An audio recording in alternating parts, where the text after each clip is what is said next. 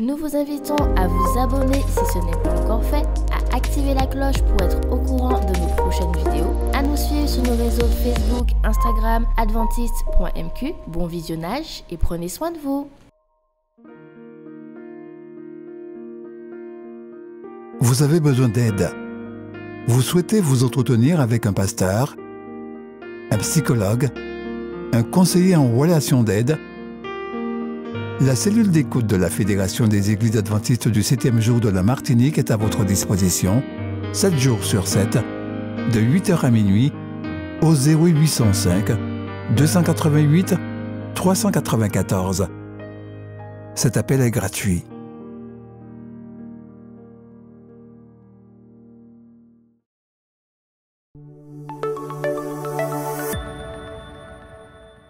C'était minuit. Le vol 758 de la Lufthansa venait d'atterrir à Chennai, en Inde. Je descendis de l'avion avec l'étrange sentiment d'être complètement seul. Pour la première fois de ma vie, j'eus l'impression d'être orphelin. Tout ce qui m'était familier se trouvait maintenant éloigné d'un monde. Debout dans une queue interminable attendant de passer au service d'immigration, dans laquelle les seules personnes qui me ressemblaient allaient bientôt se diriger vers des hôtels 5 étoiles ou vers des réunions d'affaires, je me demandais si je n'avais pas fait le mauvais choix. La pensée que je n'appartenais pas à ce monde me traversa l'esprit. Une fois mon passeport tamponné, je descendis l'escalator pour récupérer mes bagages. En sortant de l'aéroport air conditionné, je sentis la chaleur étouffante. Très bien. Plus tard, ce même jour, je pris un train de nuit pour rejoindre ce qui allait être mon pseudo-foyer pendant les 8 prochains mois, un orphelinat. Sans aucun doute, le lieu le plus approprié pour ma nouvelle vie sans ma famille. Bien des gens ont commenté que j'avais beaucoup changé cette année-là. Je suis un peu déçu que ce ne fût pas l'expérience de changement de vie dont j'avais rêvé. J'avais espéré pouvoir raconter une de ces histoires extraordinaires en rentrant chez moi. Je demandais à Dieu pourquoi je ne me sentais pas remarquablement différent. Et sa réponse fut « Es-tu venu ici pour changer ta vie ou celle des autres ?» Aïe, aïe, aïe, aïe, aïe. Je reconnus immédiatement que j'avais envisagé toute cette expérience dans une perspective centrée sur moi-même. Décidant de mettre fin à mon égoïsme, je jetai aux orties mes objectifs personnels et me mis à me concentrer sur les enfants de l'orphelinat. Ce voyage missionnaire m'a appris qu'aucun d'entre nous n'est orphelin, parce que Dieu nous a tous adoptés. « Je ne vous laisserai pas orphelins, dit-il, je viendrai à vous » dans Jean 14, verset 18. Parce que nous faisons partie de sa famille, il nous invite à collaborer à sa mission, proclamer sa bonne nouvelle de l'espoir et du salut. Nous ne révélons pas l'identité de ce volontaire afin de protéger son ministère. Il travaille pour le service volontaire adventiste qui organise le service missionnaire par des membres d'églises volontaires âgés de 18 à 80 ans. Ils peuvent servir comme pasteurs, enseignants, professionnels médicaux, techniciens en informatique, employés d'orphelinat, etc. Pour devenir volontaire adventiste, vous pouvez accéder au site du service volontaire adventiste à l'adresse suivante. Par le moyen de vos offrandes régulières ou de promesses, vous pouvez aussi contribuer à soutenir financièrement le ministère de plus de 400 familles missionnaires dans le monde entier. Puissions-nous mettre nos désirs à la dernière place et Dieu à la première.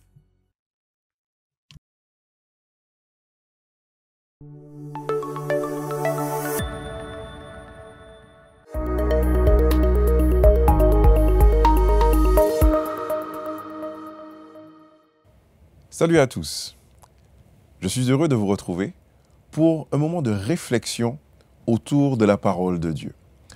Nous allons chercher à répondre à une question que Daniel Balavoine posait en 1985 dans la chanson intitulée « Qu'est-ce qui pourrait sauver l'amour ?» Qu'est-ce qui pourrait sauver l'amour? Vous savez, l'amour a fait couler beaucoup d'encre. Énormément d'artistes ont parlé d'amour. Prenons l'exemple au niveau local. Quand nous regardons à l'un des groupes les plus connus à l'échelle mondiale qui vient des Antilles, on pense tout de suite à Kassav.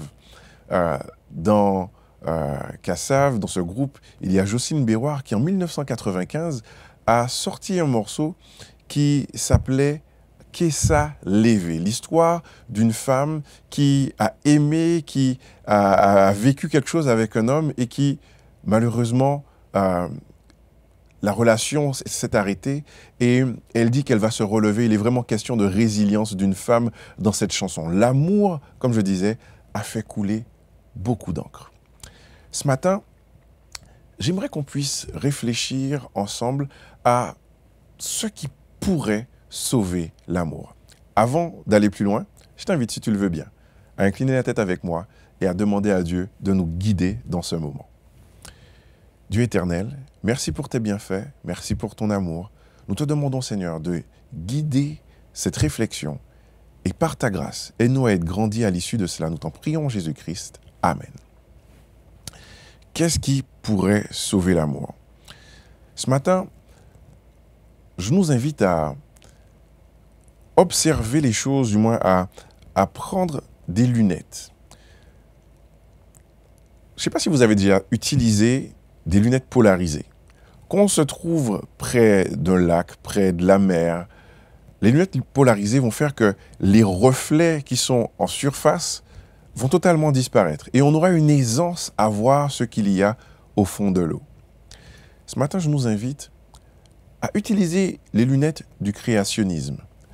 Lunettes du créationnisme. Pourquoi? Parce que quand on est créationniste, on croit qu'il y a un être supérieur que l'on appelle Dieu, qui, et cela on le voit dans la Genèse, qui crée le monde, qui place les choses bien comme il faut avant d'amener l'être humain à l'existence. Donc on voit qu'il y a une pensée, il y a un processus dans la création. Tout cela pour pouvoir, par la suite, amener l'homme à exister. Quand je dis l'homme, l'homme et la femme, bien sûr. Et il crée un cadre propice à la vie. Et on en bénéficie jusqu'à présent. Donc, on voit que quand on est créationniste, on croit qu'il y a un être qui a un plan pour notre vie. On croit qu'il y a un être, qu'il y a Dieu, qui nous aime, qui nous amène à l'existence par amour, qui nous soutient par amour. Quand on est créationniste, on réalise que non seulement je suis créé par amour, mais toi aussi, tu es créé par amour. Cela signifie que toute personne qui est arrivée dans ce monde, Dieu a un plan pour chacune de ces personnes parce que Dieu aime chacune de ces personnes. Dieu a créé l'humanité. Donc, en tant que créationniste, qui croit à un créateur, je me dois aussi d'aimer ceux et celles qui m'entourent. Je t'invite à considérer ce que Matthieu 7, verset 12 nous dit. Ce verset est considéré comme étant la règle d'or. Tout ce que vous voulez que les hommes fassent pour vous, faites-le de même pour eux, car c'est la loi et les prophètes. La chose est simple. Tout ce que l'on souhaite que l'on nous fasse, eh ben, mine de rien, il suffit de le faire envers autrui. Ce serait bien ça. Si dans notre petite Martinique, si, peu importe l'endroit où tu es sur Terre, autour de toi, chacun faisait envers l'autre ce qu'on aimerait qu'on lui fasse. Vous imaginez si, dans tous les couples, on prenait le temps de simplement faire à l'autre ce qu'on aimerait qu'on nous fasse. Vous imaginez si, au travail, dans nos rapports, on agissait ainsi. Si, au supermarché, sur la route, on agissait ainsi. Je crois que nous serions dans un cadre totalement apaisé. Pourquoi? Parce qu'on aurait eu égard pour l'autre. On aurait pris vraiment notre temps à répondre aux besoins de l'autre. Vous savez, quand on va voir à la genèse de l'humanité, et c'est vraiment le cas de le dire, nous sommes dans Genèse 2 au verset 23, quand Adam va voir sa femme pour la première fois, il va voir Ève. Là, on a le texte biblique qui utilise les guillemets. Ce n'est pas Dieu qui parle, c'est Adam qui parle. Voici cette fois celle qui est os de mes os et chair de ma chair.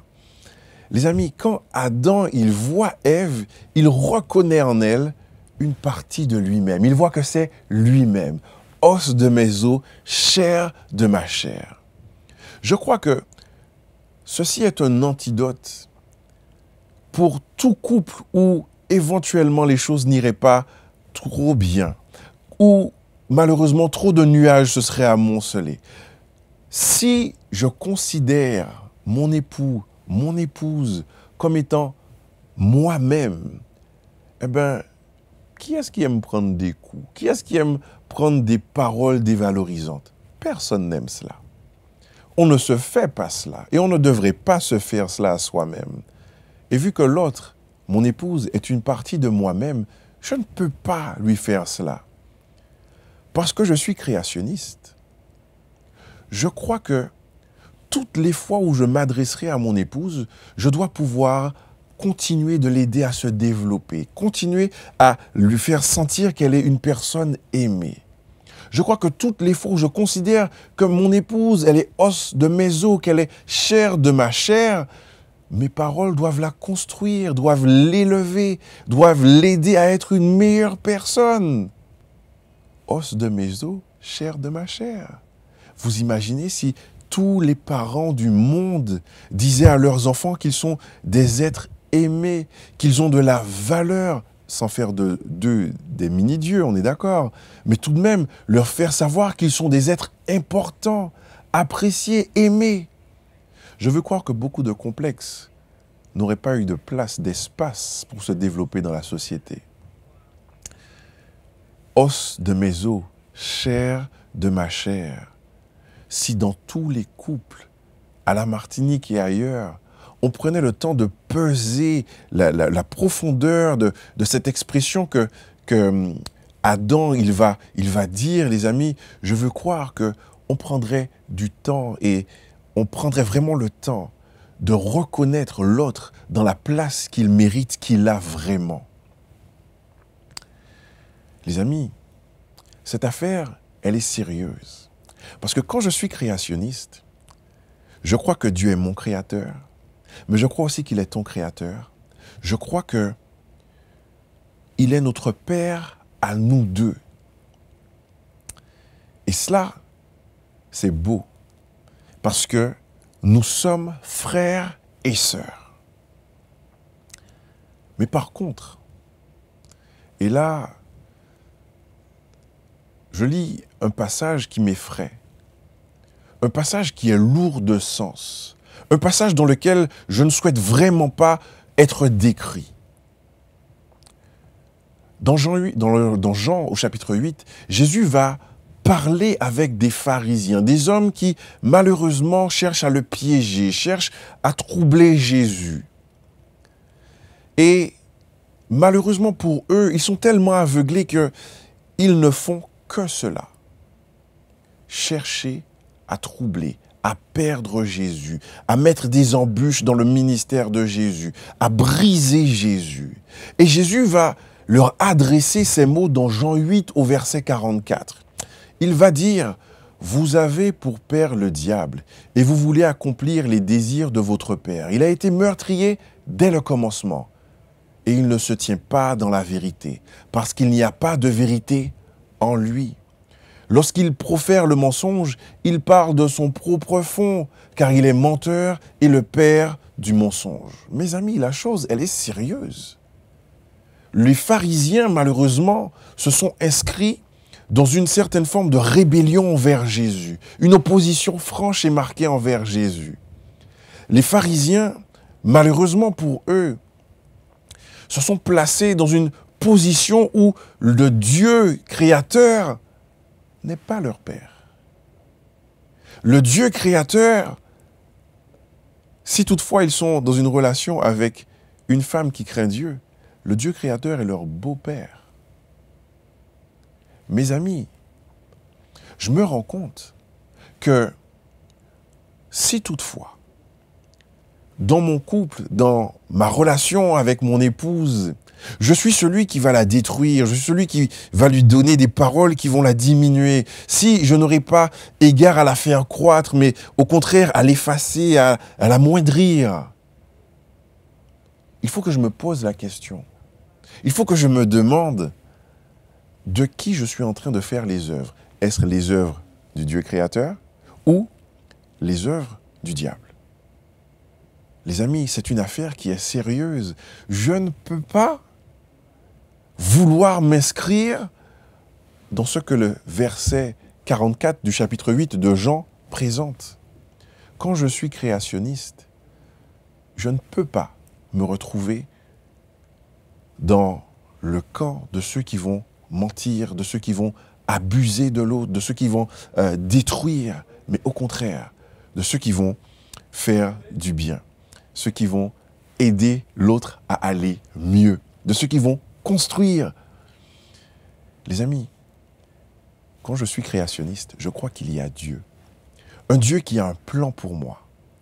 Un Dieu qui m'aime, qui a donné sa vie pour que je sois sauvé. Pour que toi aussi tu sois sauvé. Dieu, il est cet être à qui je fais confiance parce qu'il m'a amené à la vie par amour. Et je peux tellement lui faire confiance que je peux faire de lui le maître de ma vie. Je le reconnais comme celui qui sait ce dont j'ai besoin. Et dans tous les aspects de ma vie, il sait ce qui est bon pour moi. Dieu sait quelle est la personnalité de Nicolas. Il sait quel est mon caractère. Mine de rien, il sait avec qui je pourrais vivre et vivre jusqu'à ce que la mort nous sépare. Non. Mine de rien, Dieu est un bon conseiller quand il s'agit de savoir avec qui faire couple. Dieu s'avère être aussi le point de rencontre vers lequel convergent deux époux quand ils vont prier. Dieu devient notre point de rencontre, les amis. Quand nous avons Dieu dans notre équation, Dieu dans notre couple, ben mine de rien, nous avons moyen de pouvoir nous entendre parce que nous convergeons vers lui, nous tendons vers la perfection que lui, il nous propose. Et en parlant de perfection, Dieu est un être parfait. Et parce qu'il est parfait, ses plans pour nous sont parfaits. Ses projets pour nous sont parfaits. Avons-nous connaissance d'une erreur, d'un loupé que Dieu aurait eu? Mine de rien, je n'en trouve pas, moi. Quand je regarde dans le texte sacré, je n'en vois pas. Dieu est un être parfait. Il nous offre un amour parfait. Il nous offre un salut parfait. Et tout ce qu'il a créé est parfait. Et je crois que dans la société, malheureusement, qu'on va dire que le mariage est un carcan, c'est une enclave. Non!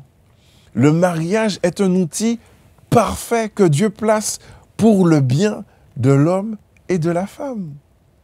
La famille est un cadre parfait que Dieu place pour que un homme et une femme puissent apprendre à se connaître, mais se connaître mieux soi-même aussi, et pouvoir aider des enfants à bien se développer et à être des personnes qui contribuent au bien de la société. Malheureusement, quand le péché est entré dans l'histoire de l'humanité, le péché a fait comme une gomme qui a effacé le mode d'emploi des outils parfaits que Dieu a donnés.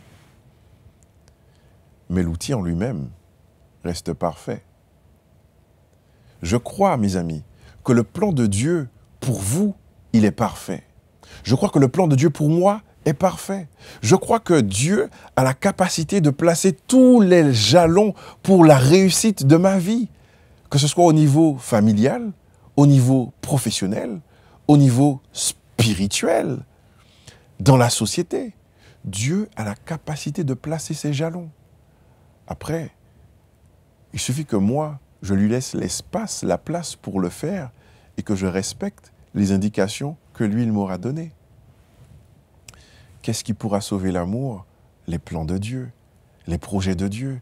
et mon obéissance au plan de Dieu. Les amis, quand on regarde ce que Dieu il écrit, ce qu'il dit du moins dans Jérémie 29 au verset 11, il va dire à cet homme qu'on appelle Jérémie, « Car je connais les projets que j'ai formés sur vous, dit l'Éternel, projets de paix et non de malheur, afin de vous donner un avenir et de l'espérance. » Les amis, waouh! Dieu, il a des projets pour nous. On vient de voir que c'est un Dieu parfait.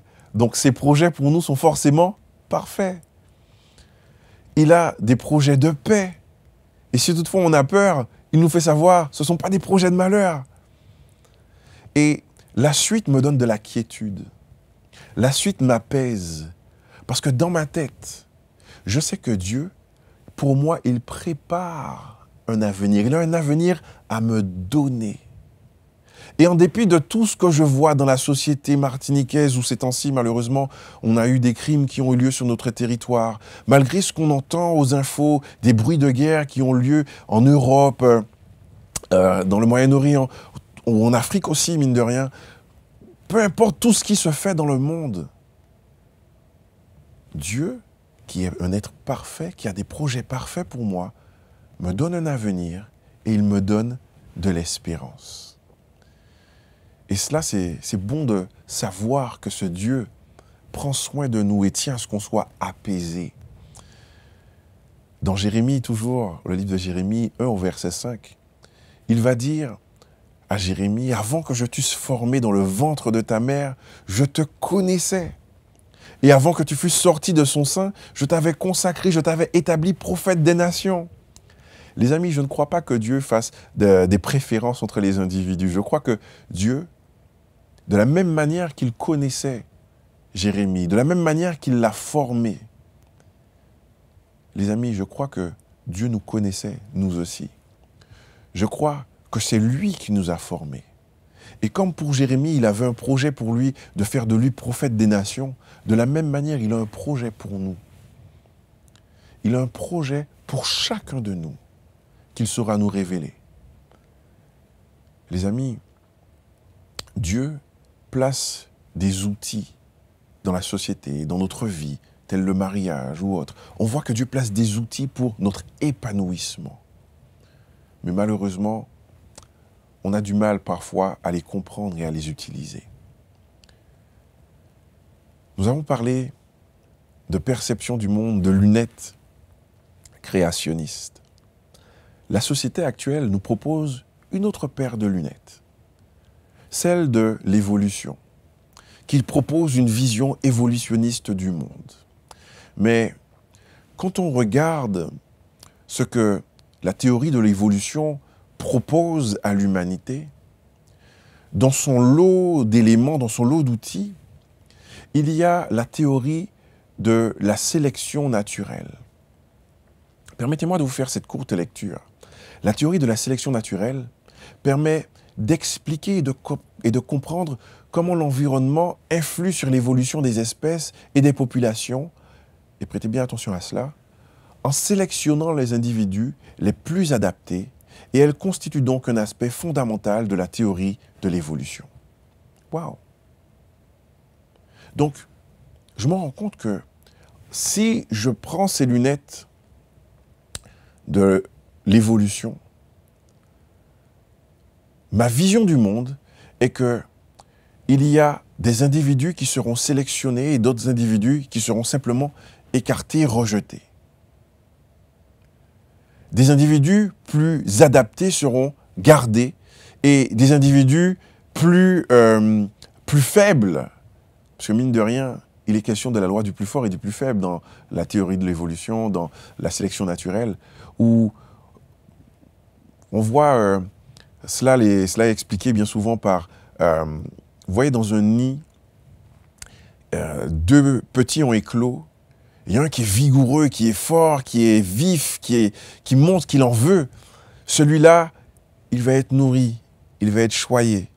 Et celui qui est faible, celui qui est frêle, et en créole on va dire leketé, celui qui a du mal à tenir debout, eh bien lui par contre petit à petit, avec le bec, il sera repoussé, repoussé, repoussé, jusqu'à ce qu'il tombe hors du nid.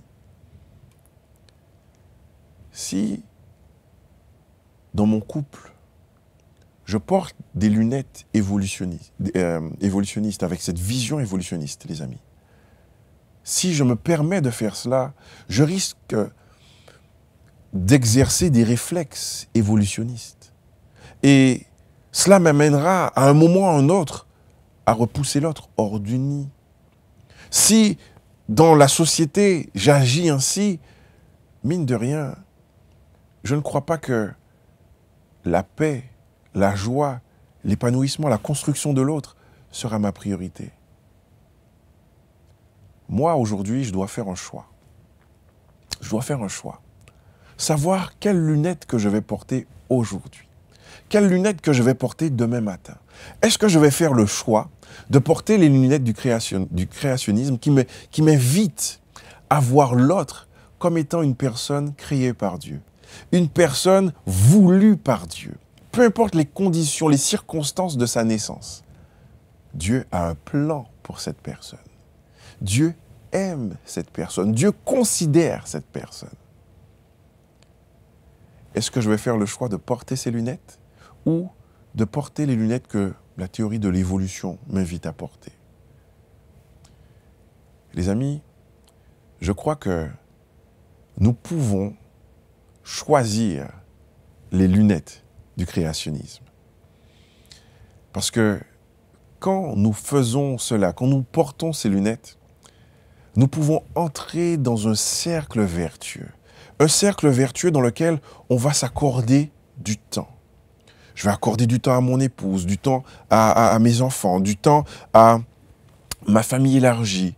Accorder du temps. Savoir ce qui fait plaisir à ma moitié, ce qui fait plaisir à mes collègues de travail, ce qui fait plaisir et que je vais chercher à répondre à cela, à apporter quelque chose qui fera plaisir.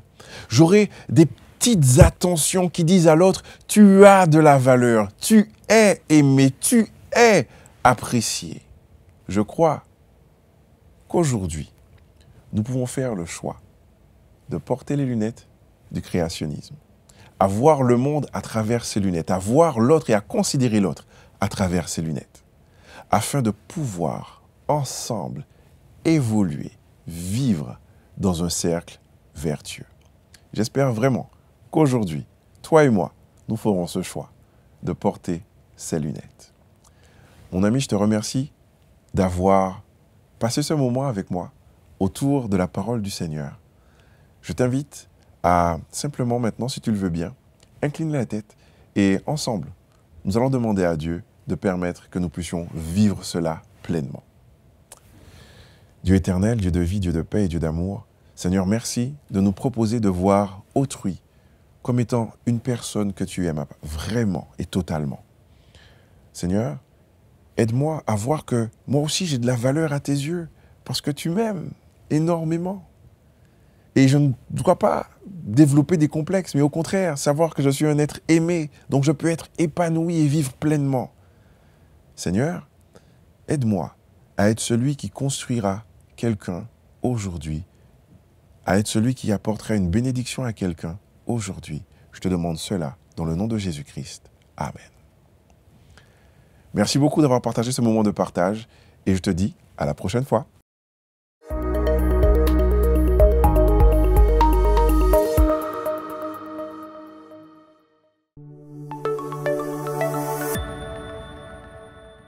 Faites l'expérience Espérance Média.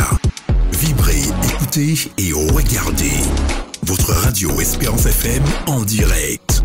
Les podcasts de vos émissions préférées, les worship moments, tout à portée de main en un clic.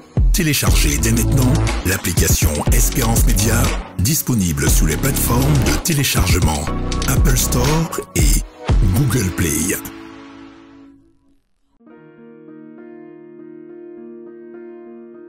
Vous avez besoin d'aide.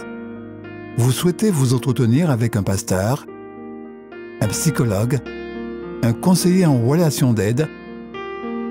La cellule d'écoute de la Fédération des Églises adventistes du 7e jour de la Martinique est à votre disposition 7 jours sur 7, de 8h à minuit, au 0805 288 394.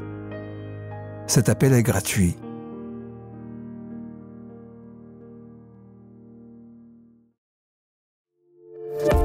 N'oubliez pas de vous abonner si ce n'est pas encore fait, de liker et de partager avec vos amis si cela vous a plu. À bientôt pour une prochaine vidéo.